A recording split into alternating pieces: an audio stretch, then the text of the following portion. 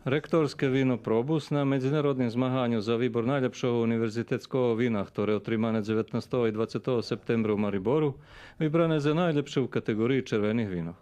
Na promociju i preslavu bol povolaný jediný živý koautor toho hrozna, náš vyznačný fachovec u vinárstve i vinicarstve, profesor Vladimír Kovač, ktorý nam je pripovedal, že selekciju našich novih sortov ešte 50. rokov započal snovatelj Institutu za vinicarstvo, profesor Dragi Milisavljević.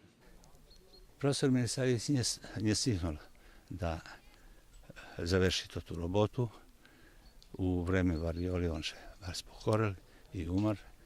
I doktor Sima Lazić, s kojim sam fino sutrudnjoval, bi predložil da probujeme, da vykoristíme, kad človek umar, da im prepadne i trud, ktorý on uložil.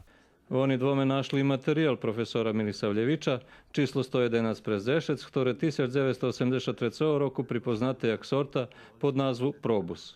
Na departmanu z tej sorty napravené víno a na inicijativu terašnjого rektora univerzitetu doktora Dušana Nikolića poslate je na zmahanje. Profesor Kovač, koautor 13 fajtoh hrozna, ale mu Probus i víno, ktoré na jeho inicijativu dostalo meno Sila, po perších slovoch mena i prezviska jeho najbližšieho sotrudnika profesora Simi Lazića, všelijak najmilší.